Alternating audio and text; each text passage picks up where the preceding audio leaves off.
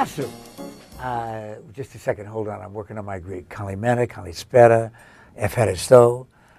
Hey, look, it's an Irish kid on a television show about Greek food.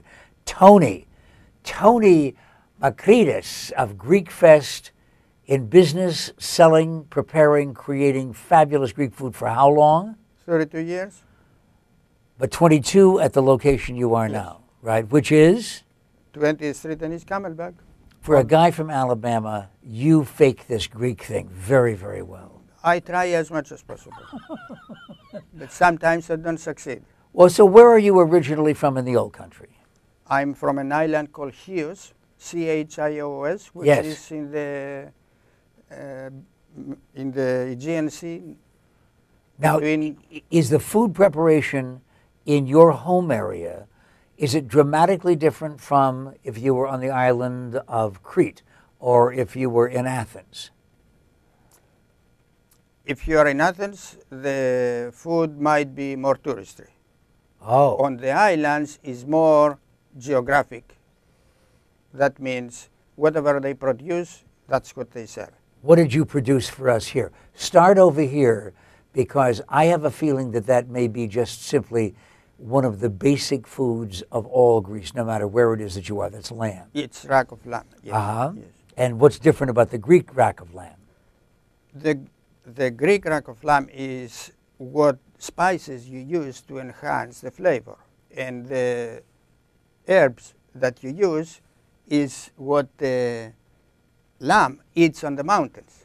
Oh, so it's a very natural thing. Yeah, so it's the oregano and the marjoram that grows up in the mountains, and that's what it is. All right, now listen, be honest with me. I've known you all these years, since the original Greekfest. Yes. Is Greek food good for you? Greek food is better than any other food. And I don't mean necessarily Greek, but I mean the Mediterranean diet. Ah.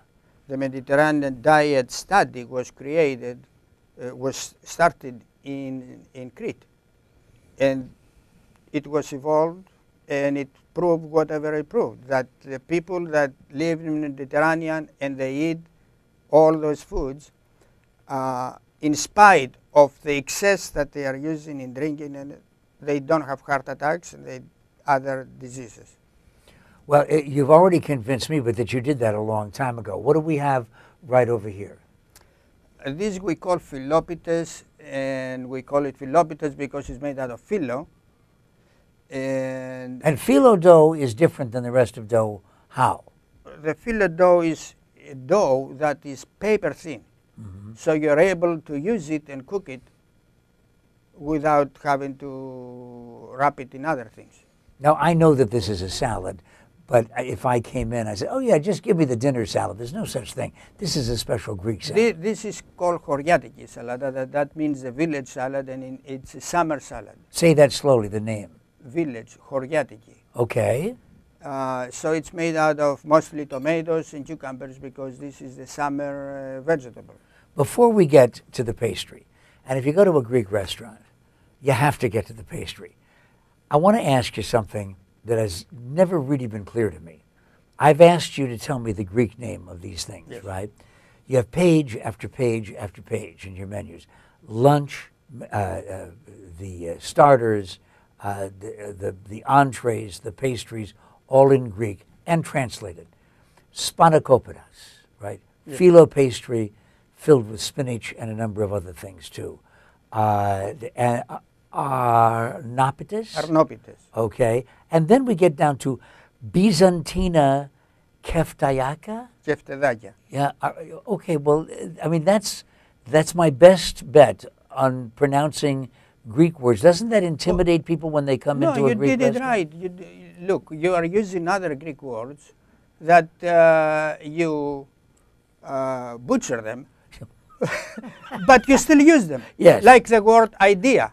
Uh-huh. Idea is a Greek word, so you are using the word. So you don't mind if somebody comes in and butchers it? We don't mind it if you butcher it, especially with the keftedaka, because that's what it means. Byzantine means from Byzantine Empire.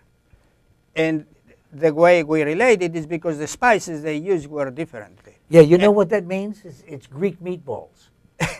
That's what it is. Yes, right? and keftedakia, the word keftedakia, kefte, it means chopped meat. So literally it means chopped meat done in Byzantine style.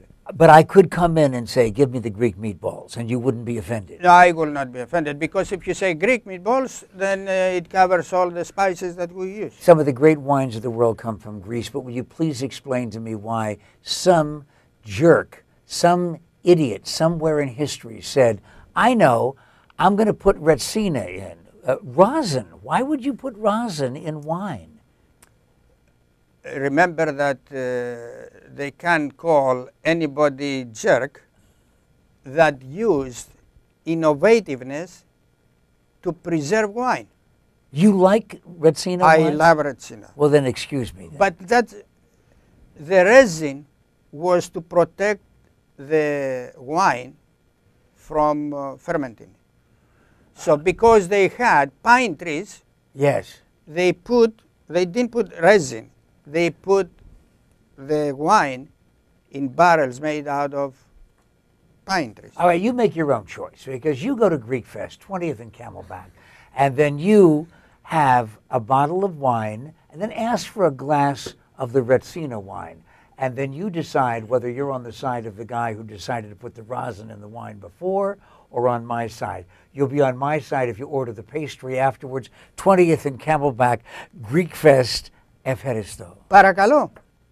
And we'll see you next time on Take 5 for Foodies.